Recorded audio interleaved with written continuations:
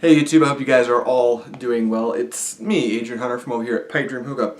And before we get into the bulk of this video, I do want to quickly remind you guys that I have a giveaway going on and the winners are going to be announced over on 5-Star Hookah's Facebook page. For those of you who already know about the giveaway, you know what's going on, so it's 2 days until the winners are announced, like I just said. But if you don't know, I'm going to go ahead and leave a link down in the description. It'll take you to the video that announces this giveaway. It's some pretty good stuff, and it's free to enter, so I would highly recommend. But to get onto the topic of the video, we are going to be doing a review on what I'm pretty sure is actually just coffee pretending to be a shisha tobacco.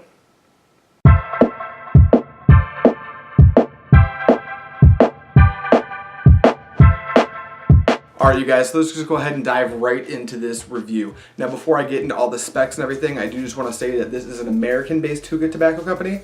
They started out in 2012 making these really nice glass hookahs. Probably leave some pictures here. Many of you haven't actually seen their glass hookahs. They're actually quite beautiful. And then shortly after, they introduced their own line of tobacco. And I believe you have this line, and if I'm not mistaken, I am fairly new to the tobacco. This is one of the 2 flavors I've tried so far. But I think they also have their Heritage brand, which comes in a black label container like that. Now let's start to look at some of the physical properties of this tobacco, but we will start with the packaging itself. As you guys can see, they actually package this into a really neat little plastic container. It's actually pretty minimal looking, just got some information on the back, little barcode, and then the flavor and brand up here. Now, like most of my favorite containers, it's actually a screw-off top to the can like this. It's nice and threaded, so it's going to keep your tobacco nice and fresh. Now let's go ahead and move into the tobacco itself, starting with the cut. Now as you can see here, this is actually going to be a very finely cut tobacco. And the first thing I thought when I looked at this tobacco is this kind of looks like coffee. So I set up a little graphic for you here. Right on these paper towels, I'm going to go ahead and put some coffee that I moistened up a little bit to make it look a little bit more like shisha tobacco, and then some of this Lavoo. And as you can see, they're actually very similar. They cut the Lavoo basically like they grind down coffee beans. So it's going to be some of the finest cut tobacco you've ever seen. Now obviously this is a dark leaf, so it is going to be dark black in color. Now as far as the moisture content on this tobacco goes, I'm going to put it right there in the medium zone. Now it's definitely not going to be soaking by any means. You're not going to get any excess molasses or juice or anything like that, but it's definitely going to be wet enough to give you a good long session. Now that we know about all that good stuff, we're going to go ahead and pack a bowl of this stuff really quick. I'll try to keep it quicker than normal because I know these bowl packing tutorials actually take up a good chunk of the video, and some of you guys who maybe just want to actually see this video for the review part and you already know how to pack Lavoo, I'll try to speed through this, keep it under a minute. So to start your Lavoo pack, what I'm going to do is I'm going to take a Bambino bowl and I'm going to do what we call a normal pack. Now typically this is how you would pack alfalfa, and all you do to achieve a normal pack is kind of fluff the tobacco around the rim to just barely above the rim, and then you want to use a poker or a toothpick or something to rearrange the leaves so they're kind of flush with the rim but they're not dense down at all. Now with Lavoo, that's going to be a little bit different because this is so finely chopped, it's going to be pretty difficult to rearrange individual leaves. So what we're going to do is we're going to take a fork and mix up our Lavoo, and then we are going to go ahead and load it into the bowl evenly around the rim to just above the rim level like we would with alfalfa. And then like I said, we are going to be using a poker to rearrange all of the little leaves, but instead of trying to focus on individual leaves or individual spots, I would just kind of spread the tobacco around without pressing it down in order to get a really nice even flow of the tobacco around the actual rim of the bowl.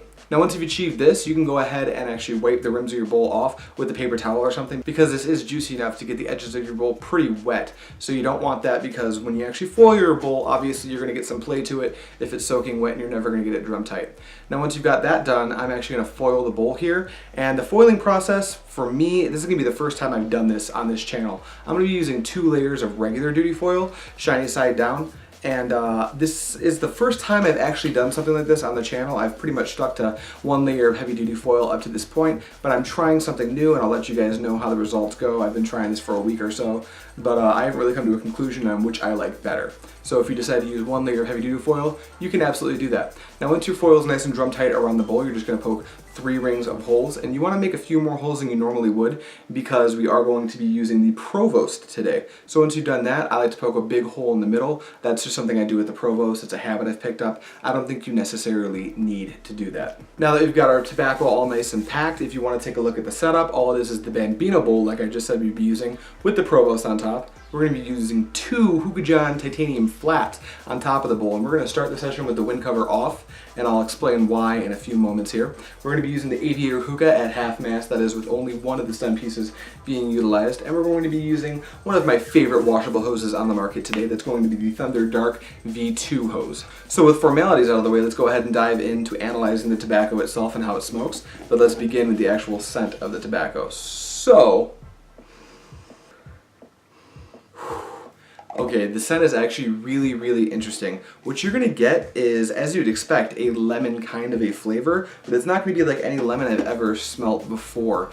It comes across as almost a lemon pound cake if you've ever had something like that. It's going to be almost bready, but not quite. It's definitely a sweet lemon, but it's not artificial in the way that maybe Ugly's lemon mint is, or maybe Trifecta's new lemon mint is going to be.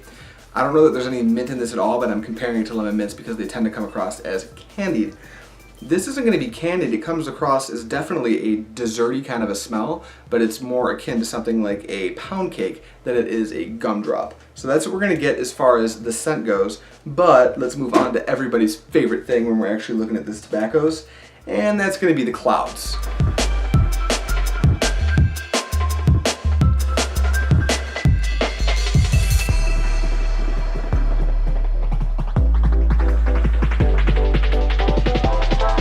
Alright, so as you guys can see, the clouds are going to be fairly large and pretty dense. However, these aren't the largest clouds I've ever pulled out of a dark leaf tobacco. And here's a bit of a disclaimer. The clouds normally get a little bit larger than this, but with this particular flavor, it actually smokes a little bit warm, and I do find it difficult to take full inhales off of this tobacco when it's packed straight, especially in the first 15 minutes of the session. I'll get into that a little bit more in like 2 seconds when I talk about the flavor profile. But yeah, the clouds are absolutely nothing to turn your nose up at, and if you actually mix this, another topic we'll be talking about in just a few moments, you'll yield even better clouds, because another tobacco being mixed with this is going to kind of cut down on how hot this stuff actually tends to smoke. That's actually why I only have 2 flats on this bowl, where normally I would go ahead and use 2 cubes. But that said, let's move on to the most important thing when we're critically analyzing any shisha tobacco, and that's going to be the flavor on this Lavoo Lemingrad. Now, as you guys probably know by this point, I like to do both the inhale and the exhale of the flavor because I find that it differs just a little bit, and I think that's an important thing to be aware of when you're actually analyzing these shisha tobaccos. So let's start with the inhale.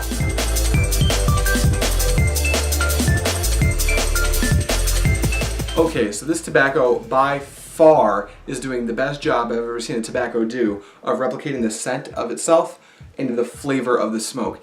The flavor is going to come across exactly like the scent did. It's going to be almost this lemon pound cake, like I was saying before in the scent. It's a very desserty lemon flavor, but it doesn't come across as overly candy, which I really appreciate in a lemon flavor. As I'm sure a lot of you guys have noticed, because I've done a few lemon mint reviews up to this point, I really like my lemons to be natural. Now this isn't a lemon mint, and it doesn't even market itself as a natural lemon, so it's not losing any points for coming across as artificial. As a matter of fact, I think that they might intend for this to come across as kind of that cakey kind of a lemon pound cake. But let's go ahead and take a look at the exhale on this flavor as well.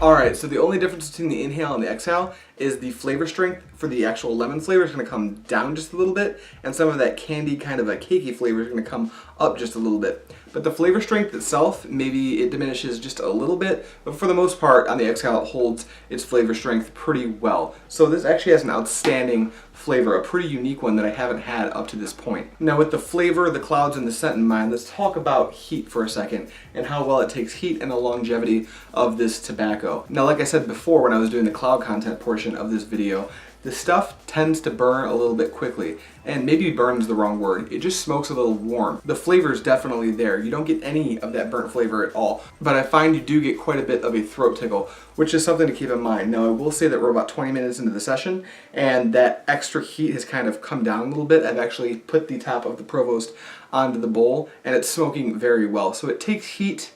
I wouldn't call it heat sensitive because of the cut of this tobacco, I would almost say that this is a tobacco you want to be a little bit more careful with the heat, and I think this is something that they actually meant to do. Because with the cut of this tobacco and how amazing the flavor is, I would imagine that a side effect of the cut and the actual glycerin and molasses mixture they're using, it just is going to smoke a little bit warm. Now this flavor has smoked warmer than the other flavors of Lavoo I have tried in the past, but yeah, it's going to need a little bit less heat than you would normally put on a dark leaf tobacco. Now as far as longevity goes, this stuff's actually pretty good. Even out of this tiny little Bambino bowl, since I'm only using flats today, I can actually go 2 rounds of flats on this bowl and get roughly an hour and a half to an hour and 45-minute session out of this bowl, and I'm smoking roughly, I would say 16 to 18 grams of tobacco right now in this session. Now I also briefly spoke on how you could maybe mix this stuff over in the cloud content portion of the video as well. Now there's a few really good things that happen when you mix this tobacco, and the biggest one is it becomes a little bit more heat resistant. I would highly recommend mixing this with any mint you have available. They're all going to be great, and if you want to mix it with another fruit flavor, that's just awesome as well. But because this is kind of a cakey flavor, you can even get away with mixing it with some more off-the-wall kind of stuff, like maybe a palm flavor, or you could even get away with mixing it with a coffee flavor like Morning Glory by Trifecta, one of my personal favorite dark leaf blends. Now before I actually wrap this video up, I'm going to go ahead and rate this tobacco on the 10 scale for you guys like I normally do. Now keep in mind the 10 scale is kind of a weird way to rate tobaccos, as they all smoke a little bit differently, and people see different things in these tobaccos that they may like or dislike. But I am going to give it an arbitrary rating on the 10 scale for you guys so you have an idea of what I actually think about this flavor. So on the 10 scale, I'm definitely going to have to go ahead and give this tobacco a solid rating of 8 out of 10. Now my reason for giving this tobacco an 8 out of 10 rating is going to be because this tobacco tastes amazing and the flavor replicates the smell very, very well. It's going to be a very unique flavor as well. It's something I don't think you can really find on the market unless you're actually smoking this tobacco. But the reason it's not going to rate a little bit higher is because it's not very user-friendly. This is actually going to be one of the more difficult tobaccos to heat manage, and it's gonna be a little bit rough if you're not used to smoking dark leaves. So there is gonna be a bit of a learning curve to this brand in particular, and this specific flavor is actually going to burn a little bit hotter than most of the other flavors from this brand. So that's something to keep in mind. But if you really, really like lemon flavors and you're looking for something unique, I would highly recommend this. And if you're not into lemon flavors, I go ahead and knock it down from an 8 to maybe something like a 6 or a 6.5, because this does have something to offer if you're not into lemons, but it's definitely going to be a flavor that's kind of derived from that lemon genre of flavors. Now let's say you're interested in picking some of this stuff up, because I just gave it a pretty solid rating, and maybe you're like, hey, maybe I want to try some of this shit out for myself. I would highly recommend going over to 5 Star Hookah. There's going to be links down in the description as always, and the guys from over at 5 Star Hookah, Alex and Mary, they're going to take care of you guys real good. They've got pretty good shipping time, but beyond that, they have an insanely huge variety of different products for you guys to choose from, and the prices are about the best you're going to see on the market. But maybe those prices aren't quite good enough for you guys, and maybe you want to get a discount on it. I don't know. Maybe I can help you out there. If you want to get 15% off of anything on your entire 5 Star Hookah order, excluding anything already on sale, of course, because they can't be giving shit away for free, I would highly recommend using my coupon code. That's going to be PIPED15, PIPED15, and like I said, that's 15% off anything not already on sale. If you feel that this video gave you any type of value whatsoever, I would highly recommend subscribing and hitting that little bell down there as well so you get all my notifications, because I'm going to be pumping out content just like this on at least a 2 times a week basis, and if that week happens to be one of my Alfakr series reviews, it's going to be 3 times that week. So I've got tons of content coming towards you guys, and hey, if you liked the video, definitely give it a thumbs up, and if you hated this video, please give it a thumbs down and leave a mean comment down in the comments box below for me. As always, if you guys have any comments, criticisms, or concerns, questions, anything like that, leave those down in the comments box below as well. I'd be more than happy to interact with you guys, and if you want to maybe request a flavor for review in the future, or any hookah product in general, request that down in the comments as well, because I'd be more than happy to bring you guys a little bit more information on a product that you might be interested in knowing just a little bit more about before actually committing to a purchase. Thank you guys so much for watching, and as always, happy smoking.